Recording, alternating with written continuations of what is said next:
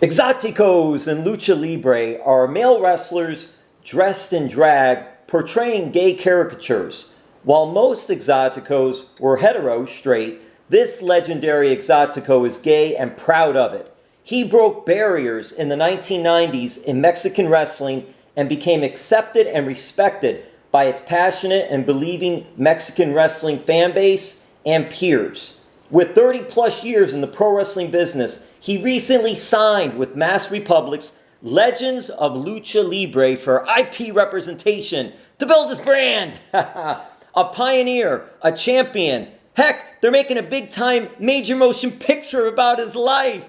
He is the Liberace of Lucha Libre. I love that title. Thank you, gracias, Cassandro. Hi, Jim. Thank you so much. I have to start here. I always start with something a little different, a little bit. What are your thoughts of being called the Liberace of Lucha Libre? Oh my God, I love it. I loved Liberace back then, and he's like the standard of our LGBTQ community. So I just love being the Liberace of Lucha Libre. Who would have thought? Yeah, did you ever watch videos of him perform, or did you ever get to meet him or see him perform? I know it might be an age difference there. Well, I'm 50. I just turned 50, but I never saw him live. But I do watch a lot of videos of him, and I know his story too. Yeah, and also, did you ever get to watch the video he was with the Rockettes at WrestleMania? Yes, that was the first WrestleMania, wasn't it? Yes, it was. It was the original, the first one they ever had, and he was there with the Rockettes. I didn't know if you got to see that one on the pay-per-view or you watched it later. I've watched our videos later. Did you ever perform with the Rockettes? No, I have not performed with the Rockettes. That's not my... I have nothing to do there. I'll stick to what I know, and it's Lucha Libre. All right, I got to ask one more thing about this. Can you play the piano or any other musical instrument? Well, I played the tuba before, the trumpet, and now in my indigenous community, I'm a drummer. That is great. That is so cool. Oh, you got to tell me about the ring gear because it is so elaborate, and you have so many different types of ring gear as well. How did you come up with that? Are the ring gear, is that something that you designed yourself? Did you have others help? I've always designed my own clothes, my ring gear. I've always put my love into it. I love going to buy the fabric and getting everything ready. That's part of the blessing that I bring into my gears. And then I just don't like to sew. And yeah, I design everything. My inspirations are gymnastics and figure skating. So I get, my imagination goes while I watch those, my favorite sports. And that's where my gear comes from. And then I just put a little touch of it, and I put the bling bling on it and do it myself. But then my gowns are like, they came along the way, and they started being my inspiration since Lady Diana's wedding. A lot of people laugh about it, but that's true of it. It's interesting you mentioned figure skating because I didn't think of that until now when you said that. There are so much of your design. You do get some of those ideas from figure skaters. I'm wondering if you were a fan also of watching figure skating, the Olympics. I'm a fan. I've watched every Olympic. I watched every gymnastics, figure skating. I don't care where I'm at. I got to record it. I got to watch it. And that's what, when I need to detox myself from all this thing going on, I watch gymnastics or figure skating. Did you have a favorite figure, someone that you really liked when you were watching figure skating that you admired over the years? I have a lot of respect for a lot of them. But once, I remember when I saw Debbie Thomas for the first time and she won. And I was like, oh my God, the first Black American figure skater, and she won a silver medal. How about your hair color and your style there? What set you to do that, and has it changed and evolved over the years? Yeah, it's changed over the years. I mean, I've been wrestling for 32 years. I always had short hair, and my hair is always like very frizzy, and I used to like that when I started it, but then it started evolutionizing my hairstyles, and I think I got stuck with this hair look that I have of, what's the name? Farrah. Tell me the last name. Is it Fawcett? Oh, was it Farrah Fawcett? Farrah Fawcett. Yeah. Yes, Farrah Fawcett. I mean, I got stuck on the Charlie's Angels look since the 80s, and I think I still have that look. I just put a little bit of highlights in there to make it a little bit shine or more glam. But I mean, I'm still stuck with my feather hair. I still do that haircut, and I think I'm stuck in the old days. Well, it's interesting because you mentioned Charlie's Angels. That was a really hit TV show with the three angels and Farrah Fawcett, Jacqueline Smith, and Kate Jackson, the originals. And Farrah was just like over the top. Everybody loved Farrah Fawcett. So it's actually a good emulation to copy her hairstyle or take some of her hairstyle. And it's so important. I ask you these questions about ring gear and hairstyle and things like that because of all of pro wrestling, all of Lucha Libre, how important are those?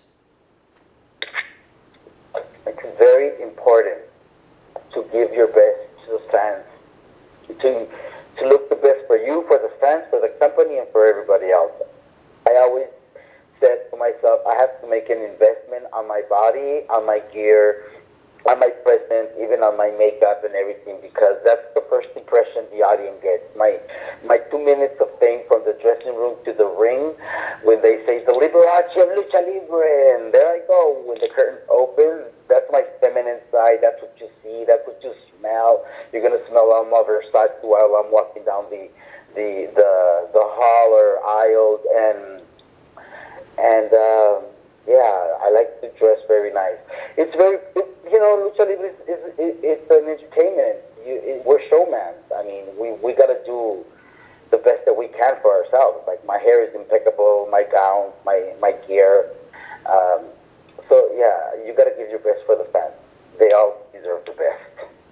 Now, Cassandro, during your illustrious career, you've had many hair versus hair matches. And if I counted correctly, you're on the winning end, so that's good. 10-5, but still, you had to get the hair chopped or shaved off 5 times. And once. No, it's not 5 times. Was it 5 or no? No, it's 3 times. Was it only 3? Then I have it wrong. I was gonna. No. So the first one was in Los Angeles Sports Arena, and that was versus El Hijo del Santo, and I believe that was 2007. And then it was 2014 with the last fight of Villano Pinto.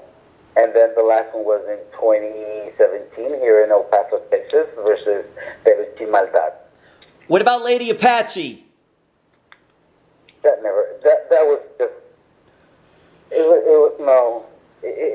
wouldn't call that, because I didn't even shake my hair back then. It was just something that went really wrong. Hey, what was it like? I got to say this, because we'll get a little serious too. El Hijo del Santo, that was important to your career, wrestling him. And you almost didn't wrestle him, if I read that correctly, but you were helped by a friend and helped save you, I guess. I hope I'm using the proper wordings. And then you were able to fight him, and you really got your respect after fighting him. Am I correct on the story? And can you tell us a little bit about that? Yes, you are correct in the story. I arrived in Mexico City in 1990, and it was less than a year when they told me that I was going to get a chance for the championship belt versus El Hijo del Santo, one of the biggest legends. And I was like, oh my God, that is so awesome. But at the same time, it was freaking nerve-wracking for me, because I had a whole dressing room, a whole company, a whole culture, a whole country of machismo against me. But I needed to do the best that I can, and even though I knew that I was prepared to fight against him, to wrestle against him, I started being bashed by coworkers, by the Commission of Boxing and Wrestling in Mexico, and a lot of the press were very mean to me back then. It was 1990, so I couldn't handle the pressure of it. 1 week before, it was in January of 1991 when I tried to commit suicide the first time. With a razor blade that I found in my bathroom, I cut my wrist, and then Pimpinela Escarlata, another Exótico from Mexico, found me bleeding in the bathroom of our house. And that was a very painful moment, but it made me stronger, I guess, because 1 week after that happened, the suicidal attempt, I wrestled El Hijo del Santo. I was January 28th of 1991. It was a Thursday night, and all the joy killers that didn't want me to get the opportunity were the first ones to congratulate me.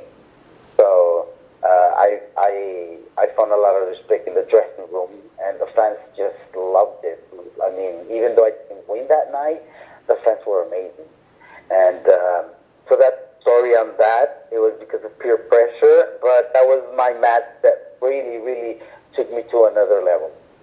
It's so important and such a good story, a good ending to the story, because you can inspire others. And I'm listening to you and imagining back in the late 80s, early 90s like that. It was very difficult to be a pro wrestler and also be gay, and to come out like that and to do that. When you're looking back at the career, how important was it for you to do that to help others? To do what? Suicidal thing? To come out, just to come out. And you know what? I never had to come out. I've always been myself. Ever since I was 4 years old, that's the age that I can remember, that I knew that I was different, and that I liked little boys, and that I liked to play with the little kids. And, or if I was going to play the mom and the dad, I was going to be the mom. And so I knew very early, and that I think that would trigger a lot of people, because I wasn't hiding it. I was bullied, I was discriminated, I was rejected at home, at schools, at the society, the religion, so I had a very tough childhood as well. I was molested, I was abused physically, mentally, verbally, and sexually from the age of 7 to the age of 17. So that's why I talk a lot about these issues, because the message is that anybody can go through it. If I came out through it, I mean, even though me being a hero, a superhero for many fans, for many people, I'm just letting them know how human I am, and so we could be on the same level, and hopefully save somebody from committing suicide, from going into the stuffing of your feelings with drugs, with alcohol, with food, with sex, with shopping, with all that we do, stuffing our feelings with addiction. I mean, if I can help somebody, that's why I talk about it so openly. And those have been my struggles. But I also got clean time, and I got cleaned, and that's when my life really blossomed. You were born in El Paso, Texas, correct? Yes. So you're growing up in Texas, and when did you get your first interest, your first knowledge, watching of professional wrestling or lucha libre? I mean, my first view was in television by the movies of El Santo, the dad and versus the mommies, and it was always something like that, like a mystery story, and it had Draculas and monsters. But then I'm from El Paso, Texas, which is border from Ciudad Juarez, Mexico. So I just crossed the bridge and I'm in Mexico City. And over there on that side, there's always a lucha show every Thursday and every Sunday. Well, I couldn't go to the Thursday shows because of school, so I lived in the United States in El Paso from Monday to Friday because of school, and then Friday to Sunday we went to Juarez, and that's where every Sunday we go to lucha libre shows. And that's where I found my superheroes, that they were actually people, that I could really touch them and get a picture, get an autograph. It wasn't like Superman, Spider-Man, Wonder Woman. I don't know who they were. So that caught my eye, that caught my attention. And of course, me being gay, I love the man, I love hair, I love mask, I loved everything. And then watching female wrestlers were just like the cherry on top. I was like, oh my God, I could relate so much to them. So, who were some of your favorites then? Back then, my inspirations were called Zorro and Látigo. They're brothers, Zorro and Látigo. And I'm very friends with both of them. And it's interesting because you mentioned too all the different challenges, all the ups and downs that you go through. When was the whole turning point? We mentioned the big match, and we mentioned how you overcame the suicide attempt and you had help. But was there a time later in your career that was a turning point for you to just get everything straightened out in your life? Yeah, that was June 4th, 2003, when I entered a detox center here paso. And I said, I need help. I can't stop using, and I just want to die. I don't know what to do. And they admitted me to the hospital. I was there for 8 days. While I was in there, I met 12-step programs, and I could relate to everything that Narcotics Anonymous had to offer. And I was very, very like overwhelmed that I didn't know that I could have a life free of drugs and alcohol for many years.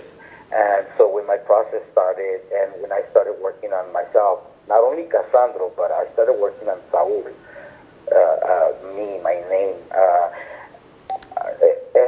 I don't know, it just changed my whole perspective. It changed me. It gave me a profoundly new life, way of life, of thinking, of perspective, of purposes and intentions. And then my career just blossomed. I came here to the United States. I worked a little bit in TNA, a little bit in Ring of Honor. I worked at the Museum de Louvre for 2 nights in Paris, and I started traveling to Europe. And I mean, I've been nonstop. I recorded a short documentary back in 2010, and then we made a long documentary on the Exoticos in 2014, and then just a while back, May of 2018, we premiere at Cannes Film Festival in France my documentary Cassandro the Exótico from Marie Lossier.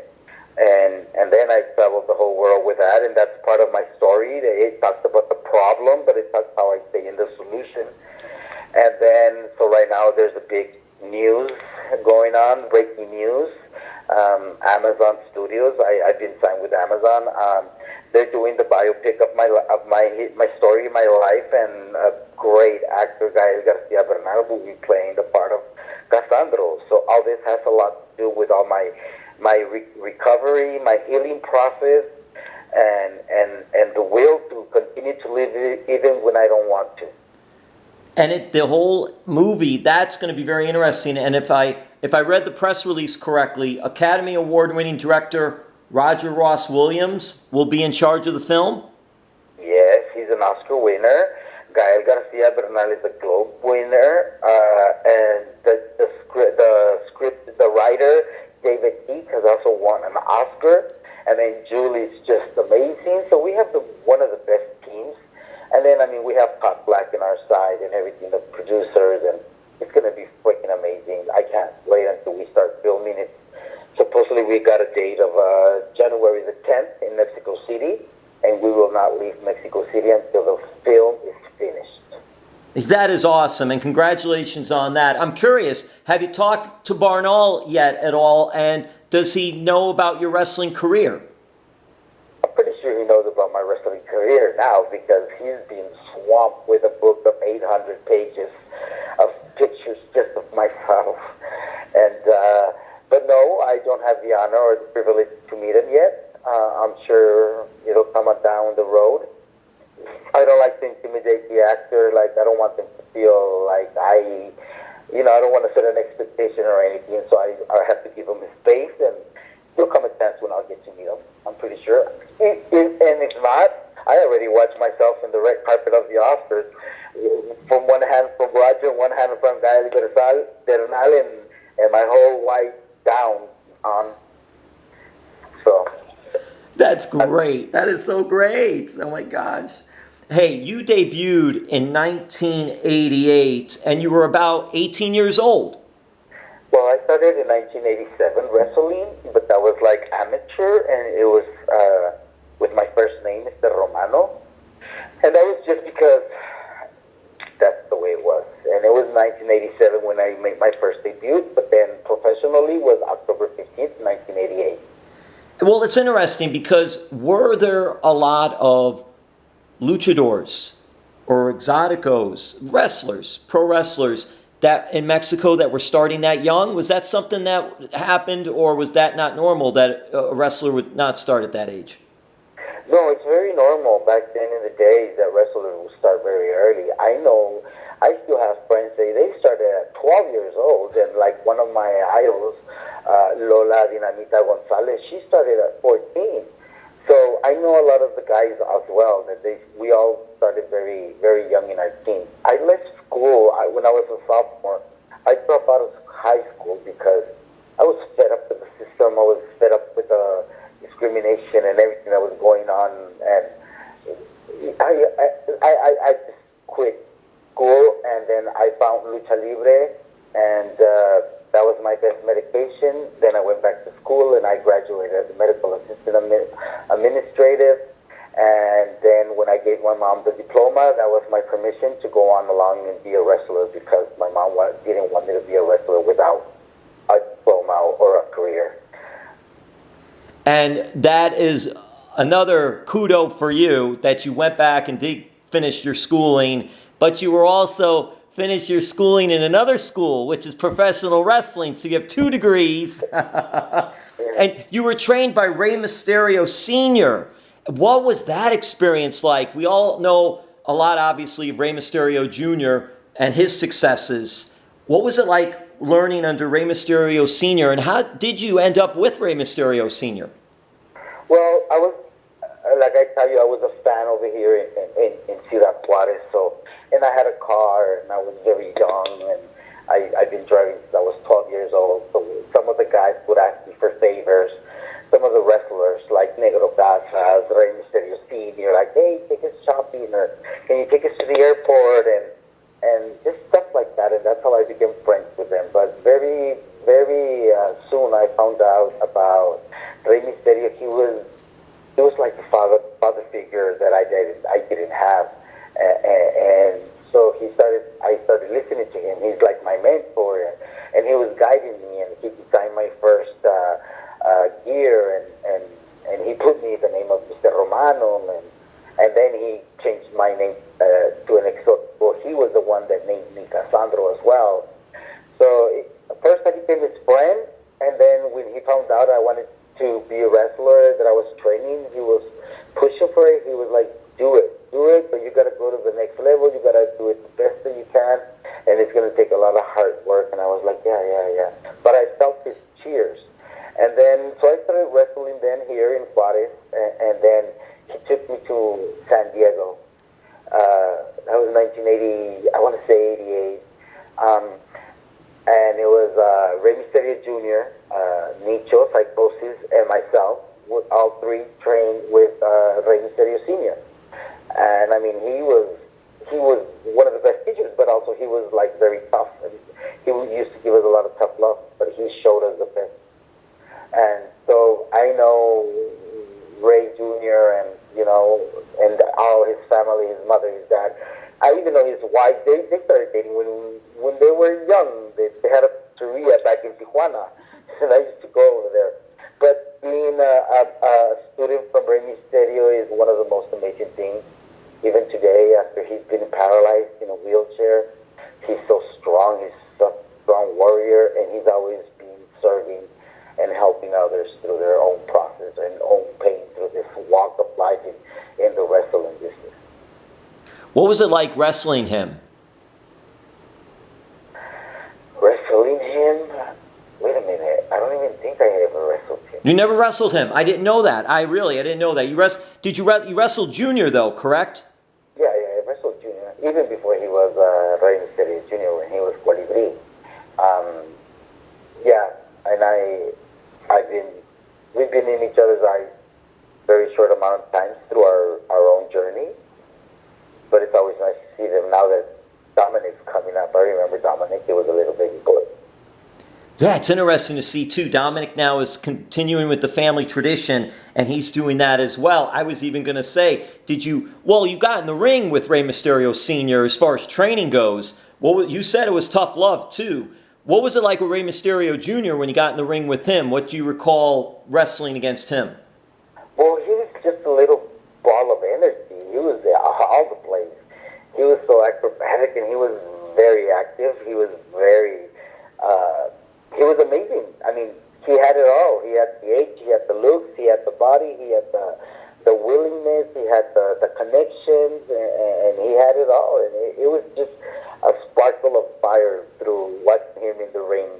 And we did a lot of the stuff, and we learned a lot of the stuff together, and we went through a lot of the stuff. And amazing to be part of that starting of the career, and then now to be watching where each other we are at. It's amazing. It is really amazing. And just the fact, too, you mentioned Dominic, and now he's in the WWE and working his way there with his father. It's interesting because they're very professional, very respectful, and you could see Dominic is following in that regard as well. What little things, if any, do you remember about little Dominic? Not a lot. I just know that they were very young when they got married, their parents, and I just knew about when Dominic was born. You wrestled in AAA, in the UWA, and you mentioned Ring of Honor, TNA, you wrestled the US. Did you ever have any wrestling in WCW, WWE, or even ECW? No, they wouldn't let us come back over here because at that time I remember very close that we were in Mexico City and we were on the top of the company, Lucha Libre Independientes. We were in the Independence, and Tejano and Silver King used to come a lot over here at ECW, WCW, and El Dandy, and they were always like, we would always tell them, like, hey, you guys, why don't you guys hook us up? And Tejano was telling us always, like, no, we're trying really hard, but they're so close-minded because, Mexico was very accepting of us from the get-go. But that was the thing. We were, and I think that's still early coming to see difference, but that's the reason that we got that they weren't ready for us. They thought that the fans weren't ready for us. I said that one too many times. Cassandro, when you did wrestle in the U.S., how different is it wrestling in front of the Mexican fan base compared to the U.S. fan base? Is there a difference? No, there's no difference. When you got it, you got it. I mean, for me, I'm so blessed that I have that connection with the fans. And, I can only lift one of my arms when the fans are already cheering and clapping. And then because they know the talent that I am and what I'm going to bring to the ring. So I love the fans. The fans make me, and the fans will disappear me. But there's no difference. I just love how they cheer. In Mexico, they cheer one way. In the United States, they cheer another way. Japan another way, and then in Europe it's another way. But the love is the love. The support is the support, and the hate is the hate. When people don't like you, they don't like you. So that's. But for me, the fans are the number one because they're the ones that really put you out there. We have a couple more questions and we'll wrap this up. And I want to thank Cassandro so much for taking the time to do this. This has been very interesting. I've learned so much. And it's just interesting, too, because do you think the Exoticos are portrayed differently back in the 90s compared to today? Or do you think it's the same? No, it's very different. Back in the 90s, that our priorities was not what we use or our makeup or anything else. Our priority was to show why we were on the ring, and that was because we're very true wrestlers and we have the skills. Nowadays, it has fallen to another level that sometimes it's hard to admit for me. I don't know if it's because I'm such an old school guy, but I'm trying to adapt to the new things. I'm trying to be with an open mind. But it seems like even in all the countries where I go, that the Exoticos worry more about what their ass is going to look and what the makeup is going to be better than anybody else. It's like an ego game. And before that, ego was not my amigo. We never, that wasn't the priority key. And today, some of the Exoticos forget that this is wrestling. This is not a clubhouse. This is not one of those places that you go to. This is wrestling. Take care of the business and show us why you are a wrestler inside the ring. And, do the best that you can. Sometimes it looks like a drag show because there are amazing, great, talented Exoticos everywhere.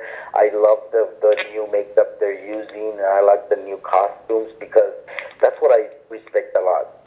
Every Exotico that's on TV or that's on the news, they are well dressed wherever they are. And I think I had a little bit to do with that because we needed to portray differently. And I just wish that everybody continues their own journey, be themselves, stay true to wrestling, and the other thing goes in the other thing.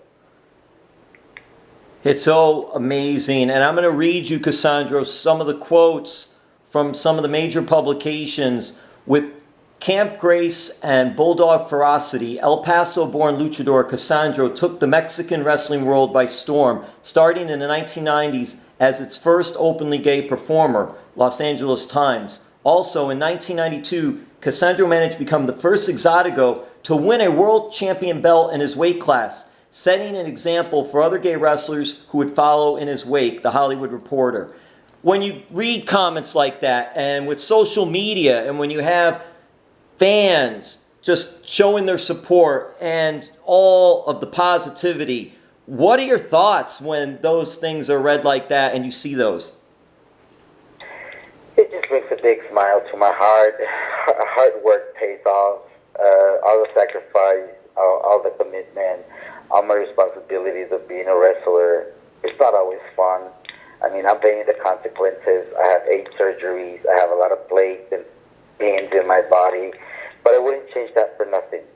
I mean, who would have thought this little broken boy, fatherless boy from the hood of Juarez in El Paso, Texas, would one day have his own story in the big screens? It just helps me and teaches me that there's still work to do. There's still a lot of healing to do, and there's still a lot of people to help out. And I just gonna continue with the message of be who you wanna be. Be who you wanna be, and don't let nobody define you. My life doesn't depend on you guys accepting me. My life depends on me accepting myself. And Cassandro, with all those injuries that you mentioned, you're still able to go. You're still in good shape. How much longer do you want to wrestle, or do you just take it day by day? Yeah, I'm going to take it day by day because I don't know for how many years I've been saying that. I think I'm done. I think I'm done. Well, my body always tells me I think I'm done, but my freaking head or the ego of Cassandro, he's like, no, you can go. Don't worry. It's wrestling, not a beauty parlor. Come on, that's what you used to say. So do it. So now I'm like, okay, my last match was March 8th of this year, 2020 in LA. And, I don't know, but I'm going to still do it. I still got a lot more to do. Wrestlers in Mexico, they could wrestle up to even 65, 70 years old. I don't want to do that, but I want to still work when I got it, when I can do all my flips and my Cassandro bomb and my finisher and all the crazy moves that people like to see. I'm not done. That's not done with me yet. And you mentioned March 8th because of the pandemic. What wrestling groups at the time were you working for? Independent. I've been an independent wrestler for many years, and I love it because I have the freedom to go wherever I want, and because I'm a good wrestler and I know how to wrestle. I know how to charge. I know I get paid very well, and I get to wrestle with a lot of the guys from other companies that mostly, if you were stuck in one company, they don't let you work with another company.